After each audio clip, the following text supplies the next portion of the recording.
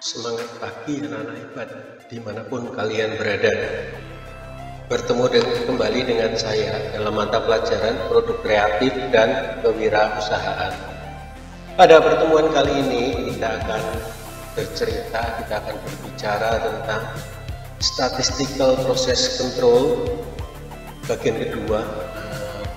Ini merupakan materi pengayaan pada mata pelajaran produk kreatif dan kewirausahaan. Pada bagian kedua ini kita akan berbicara soal alat-alat yang akan digunakan dalam proses pengendalian statistik. Mari kita mulai. Yang pertama, pengumpulan data. Sebelum kita bicara alatnya, kita harus tahu data itu apa, ya kan?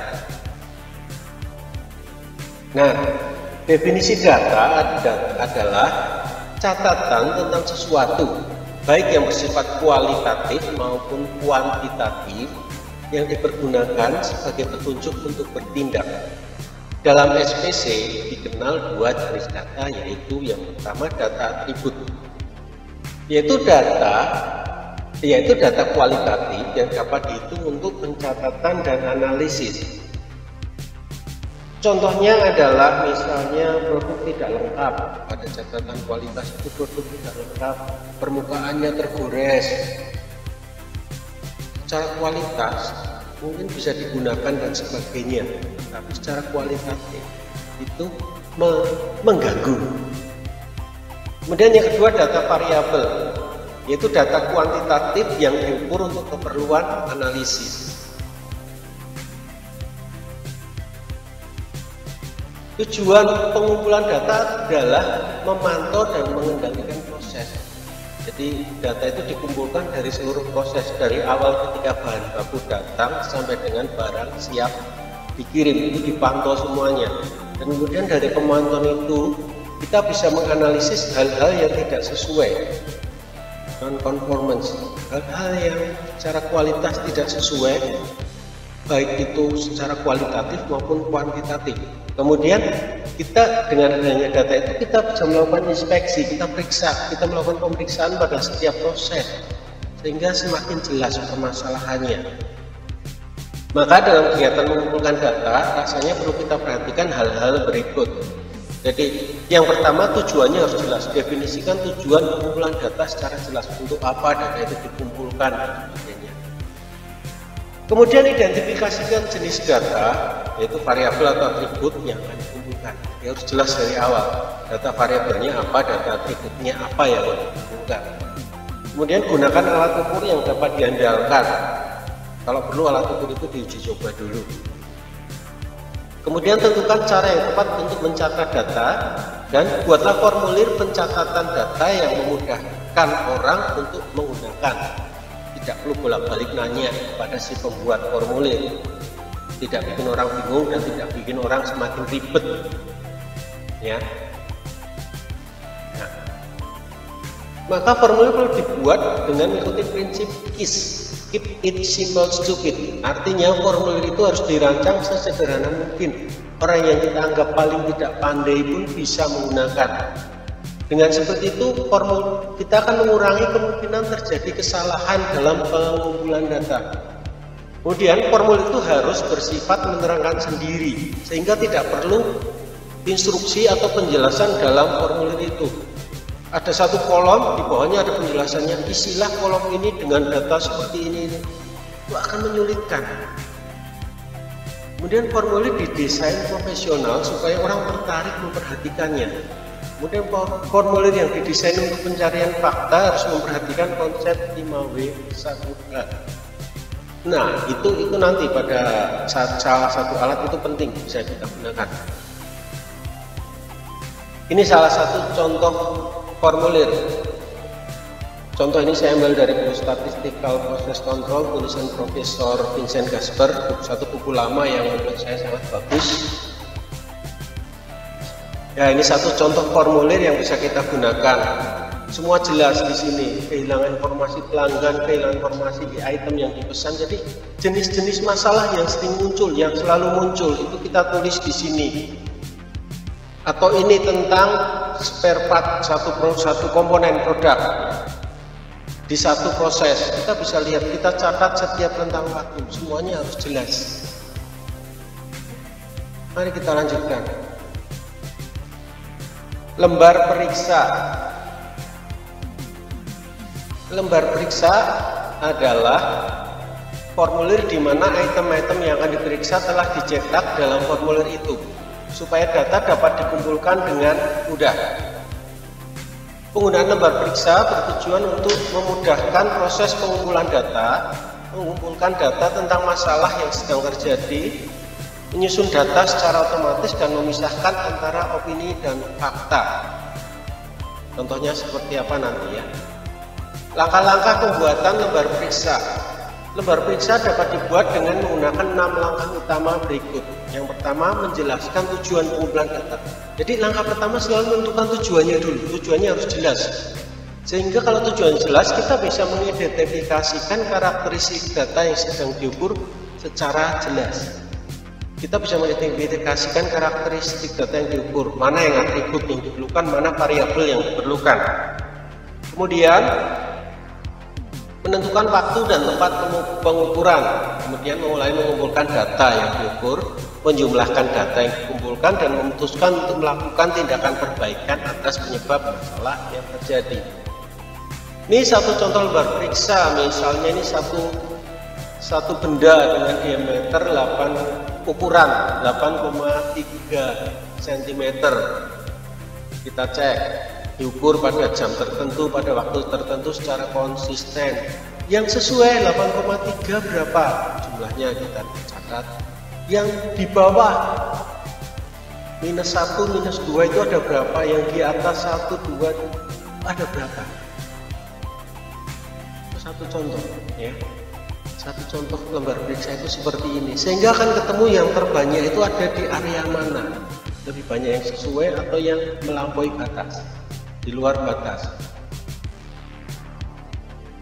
Contoh, kalau tadi itu ukurannya jelas, sesuai dan tidak sesuai, ini satu contoh untuk atribut di mana ini tidak bisa langsung diukur dengan satuan pengukuran, tetapi bisa dilihat dan dirasakan dan berdampak, mengganggu.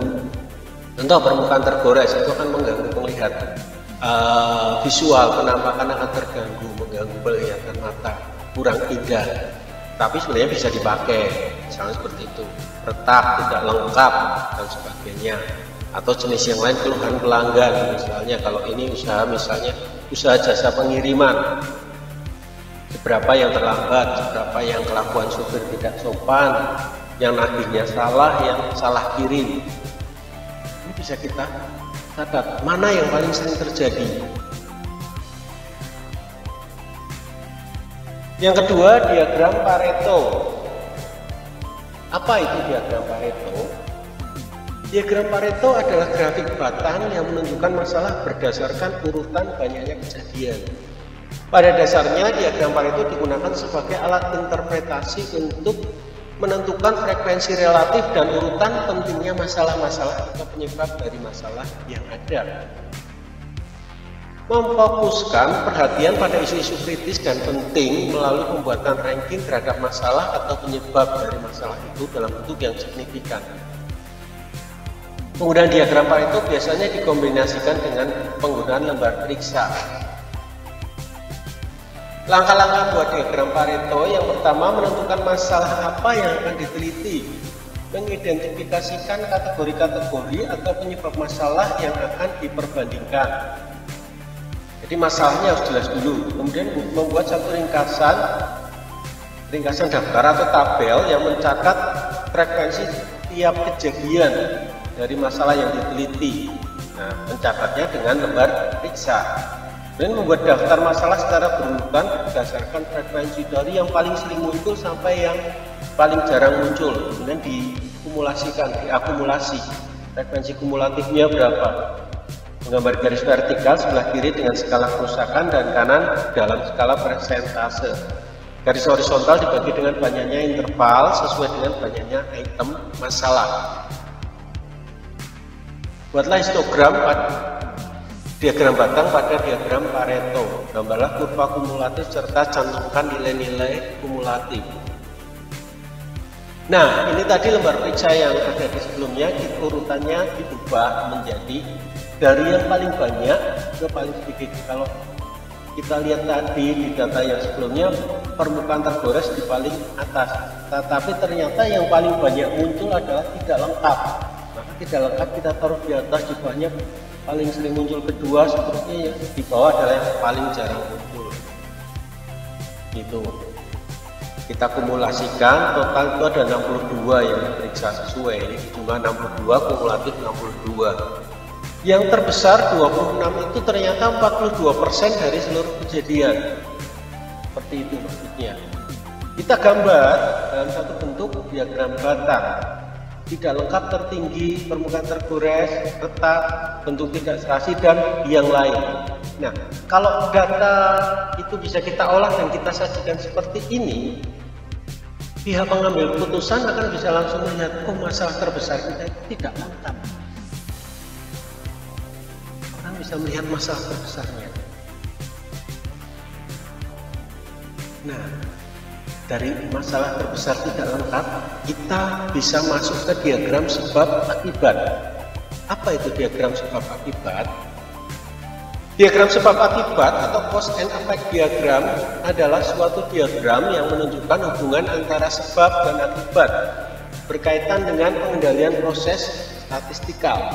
Diagram sebab akibat digunakan untuk menunjukkan faktor-faktor penyebab dan karakteristik kualitas atau akibat yang disebabkan oleh faktor-faktor tersebut. Diagram ini kadang disebut juga diagram tulang ikan atau fishbone diagram karena bentuknya seperti kerangka ikan, seperti ini. Di sini ada akibat, sebab, seperti duri-duri ikan itu, ya. Oke. Langkah-langkah membuatnya gimana? Mulai dengan pernyataan masalah utama yang penting dan mendesak untuk diselesaikan. Tulislah pernyataan masalah pada kepala ikan. Tulislah faktor-faktor penyebab utama yang mempengaruhi masalah kualitas sebagai tulang besar. Tuliskan penyebab-penyebab sekunder yang mempengaruhi penyebab utama sebagai tulang-tulang ikan berukuran kecil. Tuliskan penyebab-penyebab tersier yang mempengaruhi penyebab sekunder sebagai tulang berukuran kecil. Tentukan item-item yang penting dari tiap faktor dan tandailah faktor penting yang memiliki pengaruh nyata terhadap karakteristik kualitas. Catatlah informasi yang perlu di dalam diagram sebab akibat tersebut. Nah, apa penyebab itu terjadi? Tadi misalnya tidak lengkap pada satu rakitan, ada yang kurang. Mengapa tidak lengkap? Setelah sampai kepada bagian packing tidak lengkap. Masalah pertama, bagian perakitan kurang teliti. Itu. Kita tanya lagi, mengapa bagian perakitan kurang teliti? Karena jumlah barang yang datang cukup besar. Mengapa sampai barang yang datang cukup besar tidak tertangani? Karena jumlah tenaga kerja kurang. Kenapa bagian tenaga kerja kurang? Padahal sudah dihitung. Karena si A sering tidak masuk. Mengapa si A sering tidak masuk? Itu yang terjadi. Misalnya seperti itu. Ternyata karena si A sering tidak masuk, menjadi seperti ini. Atau mengapa tadi tidak lengkap itu terjadi? Karena barang yang masuk bagian perakitan tidak lengkap, tidak semua masuk bersamaan. Kita lihat tadi, mengapa tidak masuk bersamaan? Karena ada barang yang tergantung dari supplier di luar. Nah, barang apa itu? Mengapa supplier di luar sering terlambat mengirim? Bisa kita cek. Sampai ketemu satu masalah yang mungkin sebenarnya sederhana.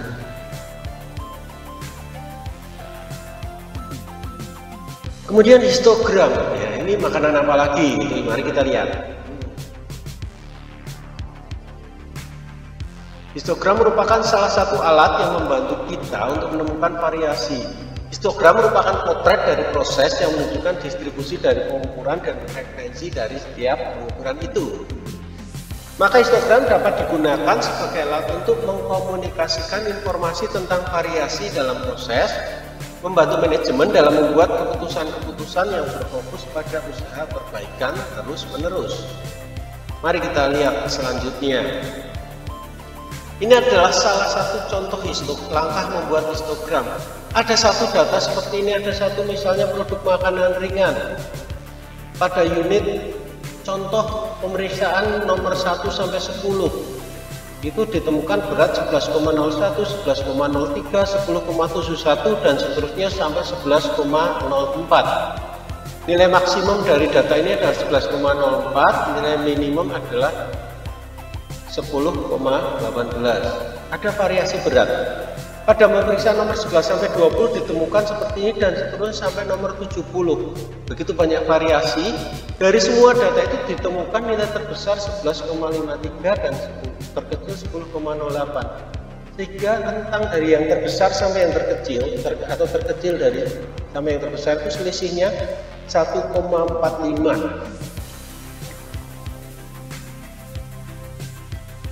Selanjutnya dari data itu kita tentukan interval kelas di bawah 50 5 sampai 7, 50 sampai 100, pengukuran 6 sampai 10 dan seterusnya. Ada ketentuannya sudah seperti ini. Tadi ada data 70. Misalnya kita ambil supaya gampang 7 interval kelas, setiap kelas itu ada 10 berarti. Itu supaya gampang saja, sesuai dengan ketentuan tentunya.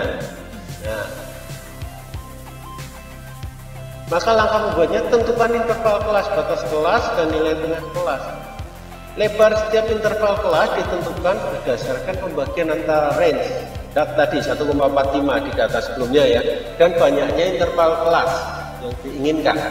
Tadi kita memutuskan interval kelas misalnya 7, maka 1,45 lebar kelas itu 1,45 dibagi 7 sama dengan 0,21. Tetapkan batas untuk setiap kelas. Batas bawah adalah nilai terkecil dikurangi setengah kali unit pengukuran kali tadi pengukurannya kan setiap 0,01 ya, 2 digit, 2 angka di belakang koma. Maka 10,08 nilai terkecil, nilai terendah dikurangi setengah kali 0,01. Maka batas bawahnya adalah 10,075 dan batas atas dari kelas pertama adalah batas bawah ditambah L 10,075 ditambah 0,21 sama dengan 10,285. 10,285 akan menjadi batas bawah kelas berikutnya. Jadi batas atas kelas pertama akan menjadi batas bawah kelas berikutnya. Begitu seterusnya sampai kelas yang terakhir. Sehingga ditemukan kelas pertama 10,075 sampai 10,285, kelas kedua 10,285 sampai 10,495 dan seterusnya sampai kelas ke-7. Nilai tengahnya 10,18. Ini gampang ya nyari nilai tengah. Matematika biasa. Oke, lanjut. Nah, sekarang mulai kita hitung data dari setiap kelasnya. Pada kelas pertama 10,05 sampai 10,285 itu ada 4. Pada kelas 2 ada 2. Pada kelas ketiga ada sekian 18. Pada kelas 4 ada 13 dan seterusnya. Sampai ternyata jumlahnya memang benar 70. Kita akan tahu yang terbanyak itu di mana. Nah, kemudian kita gambar histogramnya. 10,18 ada 4, 10,39 ini nilai tengah kelas ya. Baik gampang, nilai tengah kelas, kelas pertama, kelas kedua, kelas ketiga, kelas keempat sampai kelas ke-7. Jumlahnya masing-masing. Kita akan tahu langsung rata-rata sih. Yang terbanyak sering muncul adalah pada kelas ini, kelas keempat. Ya, paling sering muncul pada kelas keempat. Nah, kemudian kita lihat lagi spesifikasi yang ditentukan awal itu seperti apa. Ternyata dari bagian desain sudah menentukan batasnya adalah batas bawahnya 10 dan batas atasnya 12.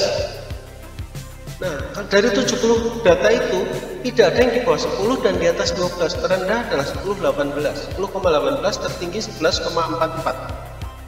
Artinya semua produk itu masih memenuhi standar kualitas dan bisa dijual.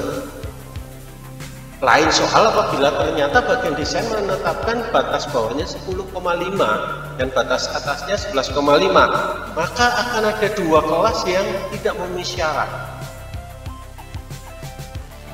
Itu manfaat histogram.